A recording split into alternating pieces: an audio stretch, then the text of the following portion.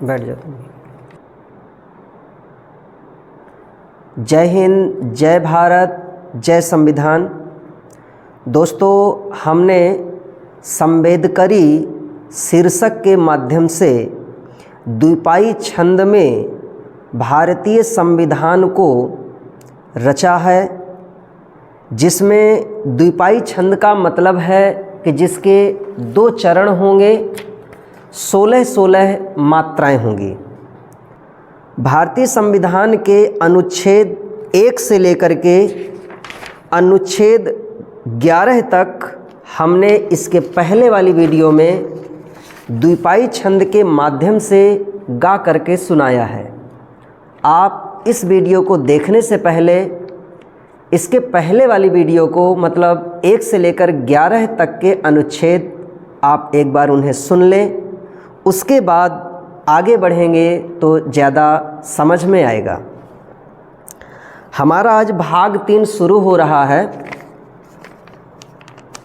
तो सुनिए। और यदि आपको आनंद आता है तो इस वीडियो को लाइक, सब्सक्राइब करें, साथ में शेयर भी करें, ताकि जन जन तक, उन स्टूडेंट्स तक यह संविधान पहुंच सके जो प्रतियोगी परीक्षाओं में भाग लेते हैं। उन स्टूडेंट्स तक यह संविधान पहुंच सके जो स्नातक और परास्नातक स्तर में माइनर सब्जेक्ट के रूप में सेलेक्ट करते हैं। भाग 3 से शुरू कर रहे हैं। भक्तिन पहुँचे बारंबारा, हर 35 दिन में गुरुद्वारा। दोस्तों, इस लाइन का मतलब किसी धर्म और समुदाय से नहीं है। इसका उद्देश्य ये है कि हमें जानना चाहेंगे कि भाग 3 में कौन कौन से अनुच्छेद शामिल हैं। सिर्फ उन शब्दों को रटाने के लिए ऐसे शब्दों को इस्तेमाल किया गया है। इसका उद्देश्य किसी की भावना को ठेस पहुंचाना नहीं है। मैं इस लाइन को रिपीट करता हूं। भक्तिन मतलब भाग 3, पहुँचे बारंबारा मतलब 12 अनुच्छेद, हर 35 दिन में गुरुद्वारा। गुरुद्वारा शब्द ऐसे लिखा गया, इसका कोई उद्देश्य नहीं है किसी धर्म समुदाय से। 35 अनुच्छेद मतलब भाग 3 में 12 से 35 तक अनुच्छेदों का वर्णन किया गया है। तो मैं इसको फिर से पढ़ता हूँ। भक्तिन पहुँचे बारंबारा, हर 35 दिन में गुरुद्वारा। भाग 3 मौलिक अधिकारा, इंग्लैंड की जो थी धारा। भाग 3 में मौलिक अधिकारों का वर्णन किया गया है। यह इंग्लैंड की एक प्रकार की धारा है, यानी इसको इंग्लैंड से स्वीकार किया गया है। मैग्ना कार्टा इंडिया का, चार्टर किंग जान भैया का। इसको भारत का मैग्ना कार्टा भी कहा जाता है और इसे किंग जान का चार्टर कहा जाता है। अमेरिका के संविधान सा, भाग 3 अधिकार पत्र सा। अमेरिका के संविधान की तरह यह अधिकार पत्र की तरह है। भाग 3 हमारा कैसा है? अधिकार पत्र सा। अमेरिका में मजदूरों ने एक आंदोलन किया था, अपने अधिकारों के लिए मांग किया था, तो उसमें ये बनाया गया था संविधान में ये मौलिक अधिकार। उन्हीं को हमारे यहाँ भी स्वीकार कर लिया गया है, उनमें से कुछ चीज़ें। अब अनुच्छेद 12 यहाँ से शुरू होता है। 12 अनुच्छेद बतलाई, राजय किस को कहते भाई।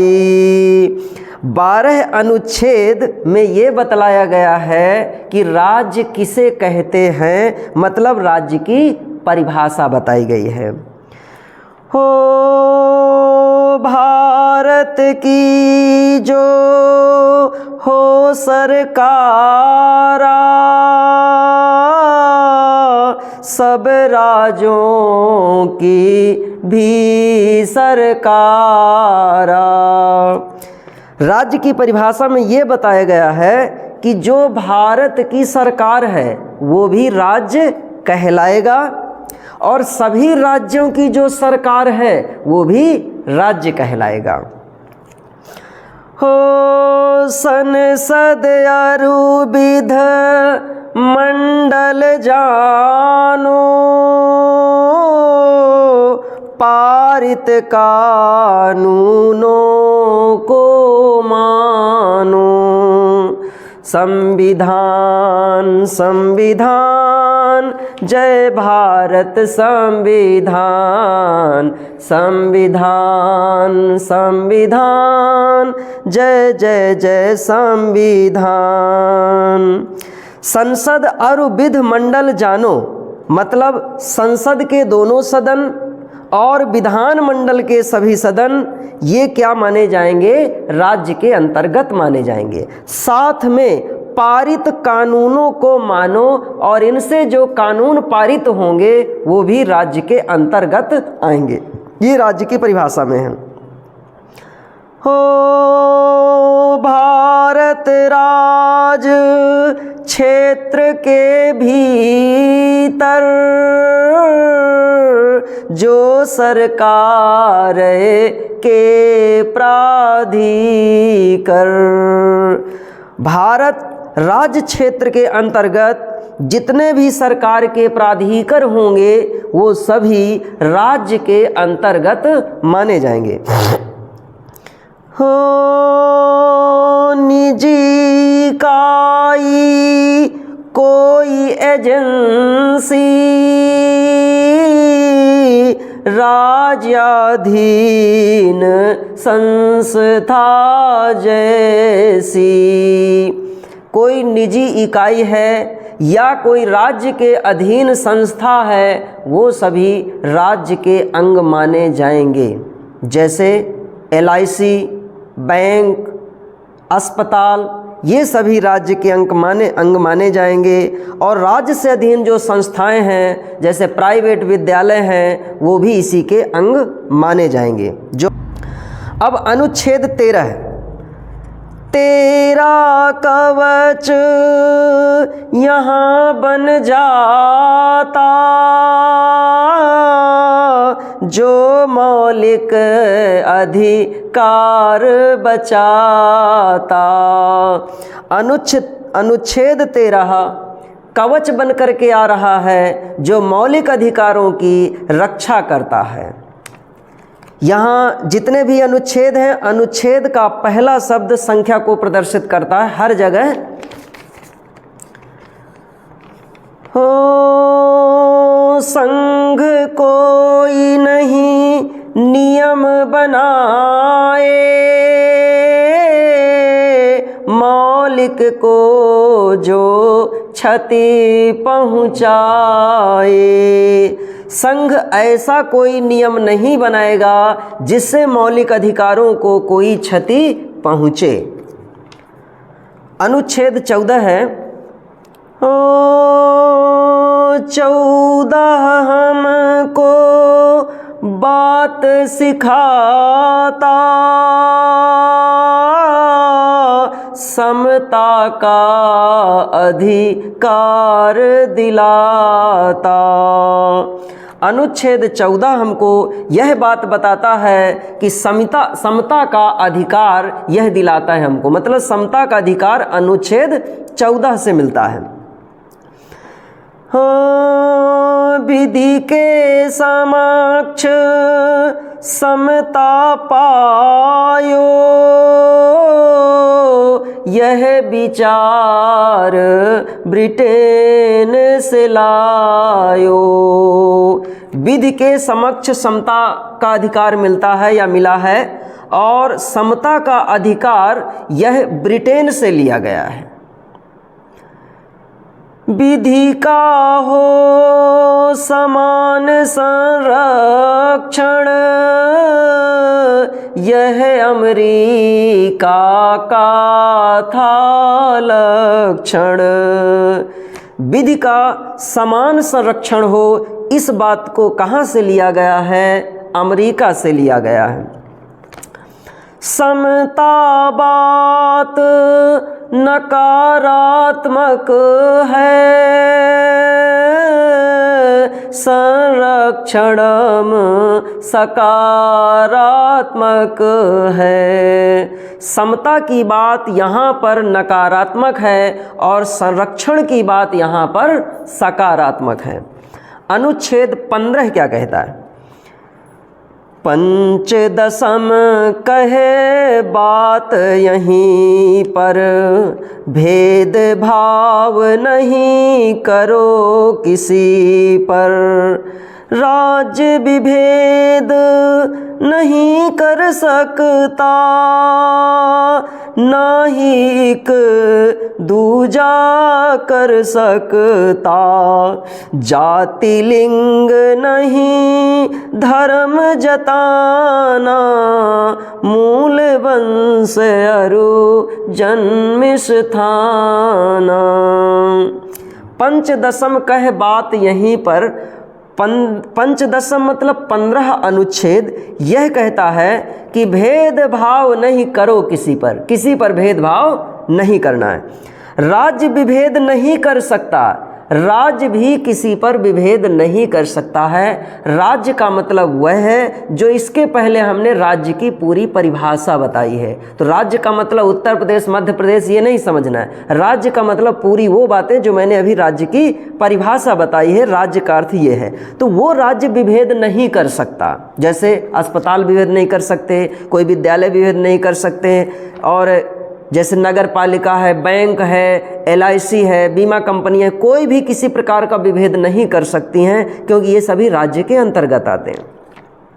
ना ही एक दूजा कर सकता और ना ही वो कोई व्यक्ति एक दूसरे से भी नहीं कर सकता विभेद। जाति लिंग नहीं धर्म जताना, मूल वंश अरु जन्म स्थाना।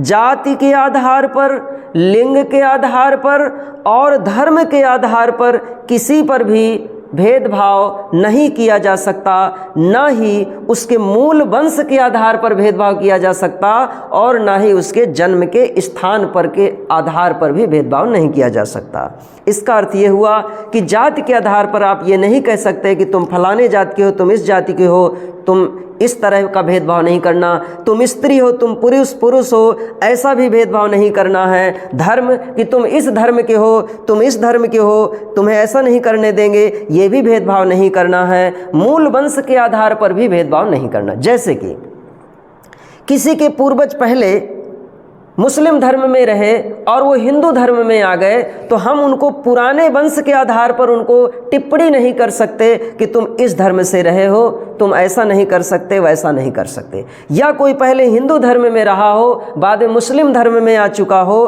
तो हम उसके मूल वंश के आधार पर नहीं कह सकते कि तुम पहले इस धर्म में थे, तुम ऐसा नहीं कर सकते, वैसा नहीं कर सकते।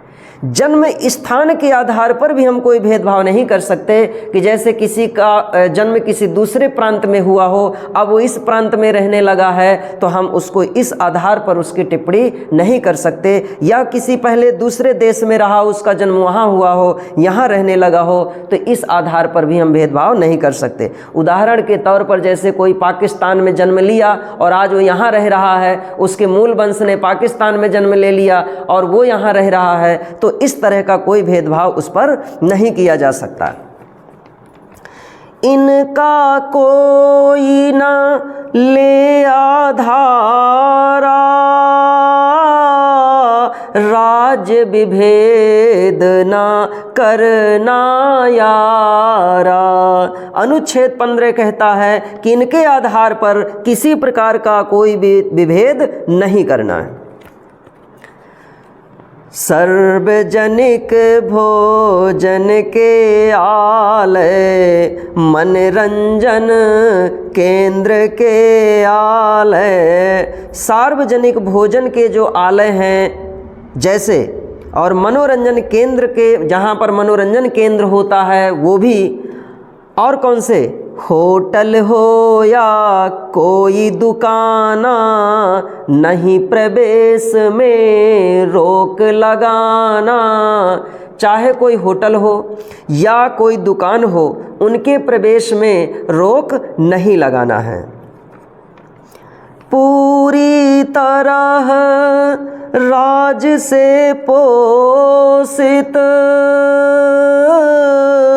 या कुछ अंश भाग में पोषित। कोई भी चीज़ या तो पूरी तरह सरकार के द्वारा पोषित हो, मतलब उस पर सरकार अपना पैसा लगा रही हो, या कुछ भाग पैसा लगा रही, पूरा ना खर्च कर रही हो, उस चीज़ के लिए थोड़ा सा ही पैसा खर्च कर रही हो, तो भी वो सरकार के अधीन माना जाता है और इन पर किसी प्रकार का विभेद नहीं करना है। कौन कौन सी चीज़ उसके आगे भी लिखा हुआ है, जो ये समर्पित कुआं तालाबा, सड़क घाट स्नान कराबा। जो कुआं और तालाब जनमानस के लिए समर्पित हैं, या सड़क है और घाट है, वहाँ पर घाट में स्नान भी कर सकते हैं, सड़क में चल सकते, सब कोई चल सकता है, कुआं तालाब से पानी सब कोई ले सकता है, इस पर किसी प्रकार का भेद नहीं किया जाएगा। आम समागम के स्थाना, इन पर कोई ना रोक लगाना। आम समागम के जो स्थान है, जैसे कोई मान लिया पार्क बन गया हो, वहाँ आम आदमी आते जाते हों, तो उन पर भी किसी प्रकार का रोक नहीं लगाना है। कर सकते विशेष प्रावधान, महिलाओं बच्चों के लाने। सामाजिक शैक्षिक पिछड़ापन, उनको दो विशेष सुविधापन। अनुसूचित जाति जनजाति, राजय उचित उपाय कराती। मतलब महिलाओं के लिए, बच्चों के लिए विशेष प्रावधान किया जा सकता है। सामाजिक शैक्षिक पिछड़ापन जिनमें है, उनके लिए सरकार उपाय कर सकती है, उनको विशेष सुविधा दे सकती है। अनुसूचित जाति हो या जनजाति हो, उनके लिए भी विशेष सुविधा दे सकती है। अब आपका कहना ये होगा कि हमने तो अभी इसके पहले इसी अनुच्छेद में बताया है कि किसी भी पर विभेद या भेदभाव नहीं करना है, तो आप कहेंगे कि महिलाओं और बच्चों के अलग से क्यों ये चीज़ बनाई जा रही है? उनके लिए तो आप भेद कर रहे हैं कि पुरुषों के लिए, न महिलाओं भर के लिए क्यों ऐसी चीज़ बनाई जा रही है? शैक्षिक जो पिछड़ेपन में उनके लिए क्यों बनाई जा रही है? जो अनुसूचित जाति जनजाति है, उनके लिए अलग से क्यों सुविधा दी जा रही है? तो उसका रीज़न ये है, इसमें ये कहा गया है कि आप इसको भेदभाव ना समझें। यह सिर्फ इसलिए ऐसा किया जा रहा है कि वो पिछड़ेपन में हैं, वो बराबर लेवल तक आ जाएं, तब तक हमें ऐसा करते रहना चाहिए, उनको विशेष सुविधा देना है। ये अनुच्छेद 15 कहता है। समानता लाने के लिए ऐसा किया जा रहा है, महिलाओं के लिए, बच्चों के लिए, और पिछड़ेपन को दूर करने के लिए, सामाजिक शैक्षिक दोनों पिछड़ापन दूर करने के लिए, अनुसूचित जाति जनजाति सबके लिए विशेष सुविधा यहाँ पर, उसके लिए विशेष उपाय कराया जाएगा। ये अनुच्छेद 15 कहता है। यहाँ इसको भेदभाव नहीं समझा जाएगा। अनुच्छेद 16 कहता है, 16 लोक नियोजन बारे, अवसर की समता दिलवारे। 16 अनुच्छेद कहता है कि जो लोक नियोजन है, यानी कि लोक सेवा आयोग हैं या मतलब सरकारी नौकरी हैं, उनमें सबको अवसर की समता मिलेगी, अवसर की समानता रहेगी। सब कोई उसमें फॉर्म डाल सकता है, सब कोई नौकरियों के लिए परीक्षा दे सकता है। नहीं विभेद इनके आधारा, उद्भव जन्म स्थान सहारा। इस आधार पर उन पर कोई विभेद नहीं होगा कि तुम यहाँ पर जन्म नहीं लिए हो, तुम यहाँ के वासी, मतलब तुम्हारा जन्म स्थान फलानी जगह था और तुम यहाँ पर ये फॉर्म नहीं डाल सकते हो। जाति धर्म व लिंग निवासा, मूल वंश का दे नहीं झांसा। जाति के आधार पर, धर्म के आधार पर, लिंग के आधार पर कि स्त्री है पुरुष है, निवास के आधार पर कि तुम्हारा निवास यहाँ नहीं है दूसरी जगह है, मूल वंश के आधार पर, इन सभी आधारों का झांसा नहीं दे सकते। इन सभी आधारों के आधार पर आप ये नहीं कह सकते कि आप इस नौकरी में समानता आपकी नहीं रहेगी, इस नौकरी में आप फॉर्म नहीं डालेंगे। जिन पर पिछड़ापन है भारी, आरक्षण में उनकी बारी। जिन पर पिछड़ापन है, शैक्षिक और सामाजिक पिछड़ापन है, उनके लिए आरक्षण की सुविधा की गई है। किनको किनको साथ में और भी पिछड़ेपन के अलावा भी SC ST में जो आए, वह जन भी आरक्षण पाए। होए नियोजन यदि सरकारी, तब आरक्षण होवे जारी। इनको आरक्षण मिलेगा, लेकिन यह आरक्षण तब मिलेगा जब सरकारी नियोजन होगी, सरकारी नौकरी होंगी, सरकारी सेवाएं होंगी, उन्हीं में इनको आरक्षण मिलेगा। जो न भरी आरक्षित सीटें, बैकलॉग की बनती सीटें। उदाहरण के लिए किसी नौकरी के लिए, किसी पद के लिए 500 सीटें निर्धारित की गईं। 500 में से मान लेते हैं तो 200 सीटें OBC SC ST के लिए रख दी गई। अब ये जो सीटें हैं पूरी भर ना पाई, 200 में सिर्फ 150 कैंडिडेट मिले तो 50 सीटें बच गईं। तो वो 50 सीटें सुरक्षित रहेंगी। अगली बार जब कोई वैकेंसी आई, वो 50 सीटें 100% जितनी बची हैं सारी की सारी OBC को दे दी जाएंगी, SC ST को दे दी जाएंगी। जिस वर्ग की होंगी उसी वर्ग को वो पूरी सीटें दे दी जाएंगी। उन सीटों को बैकलॉग की सीट कहा जाता है। ये सीटें जिस वर्ग में आए, 100% उनको मिल जाएं। यानी कि SC ST की जितनी बची हैं वो फिर से उनको दे दी जाएंगी। OBC की जितनी बची हैं उन्हें फिर से, OBC मतलब यानी पिछड़ेपन वाले। कैरी फॉरवर्ड नियम सहारा, उच्चतम न्यायालय ने स्वीकारा। इस नियम, ये जो नियम लागू किया गया है उस नियम का नाम कैरी फॉरवर्ड नियम है। उच्चतम न्यायालय ने कैरी फॉरवर्ड नियम का सहारा लिया है। ये परीक्षा में पूछा जाता है किस नियम की सहायता से ये बैकलॉग की सीटें रहती हैं, तो कैरी फॉरवर्ड का नियम। कुछ राजे के होए निवासी, उनको मिले वरीयता खासी। लेकिन कुछ राज्य के ऐसे निवासी हैं जिनको इन पदों में जो भर्तियां निकलती हैं उनमें उनको वरीयता दी जाती है कि सबसे पहली वरीयता इनको रही, उसके बाद जो सीटें होंगी दूसरों को दी जाएंगी, दूसरे राज्य को दी जाएंगी। राज्य चाहे ले तो दूसरे राज्य के लिए दे सकता, नहीं चाहे ले तो कोई बात नहीं, चाहेगा तो जितनी देगा उतनी ही रखना पड़ेगा। अब कौन कौन से वरीयता दे सकते हैं? राज संघ दे सके वरीयता, जिनका परिचय स्थानीयता। स्थानीय लोगों के लिए ही राज्य और संघ दोनों वरीयता दे सकते हैं, उस स्थान के लोगों के लिए। अब कौन कौन से स्थान हैं? सरकारी सेवा में पाते, जो जन लोकल से हैं आते। जैसे उस राज्य की जो वैकेंसी निकलेंगी और जो व्यक्ति उसी राज्य का होगा तो सरकार ये कह सकती है कि इस राज्य वालों को इसमें इतना वरीयता दिया जाएगा, इतना आरक्षण है या जो भी है वरीयता दिया जाएगा कि एक ही नंबर वाले जो कैंडिडेट आ जाते हैं तो फिर इनमें से इसको वरीयता दी जाएगी, उसको छोड़ दिया जाएगा। सरकारी मिले बरी। अब किनको किनको वरीयता मिलती है, किन किन राज्यों को दी जाती है? मिले वरीयता त्रिपुर हिमाचल, सब नौकरियों में अरुणाचल। त्रिपुरा को, हिमाचल को और अरुणाचल में इन 3 जगहों पर इन पदों में कह सकते हैं सरकारी सेवाओं में अभ्यर्थियों को वरीयता दी जाती है। ठीक, 16 तक सही, इसकी बात कर देंगे।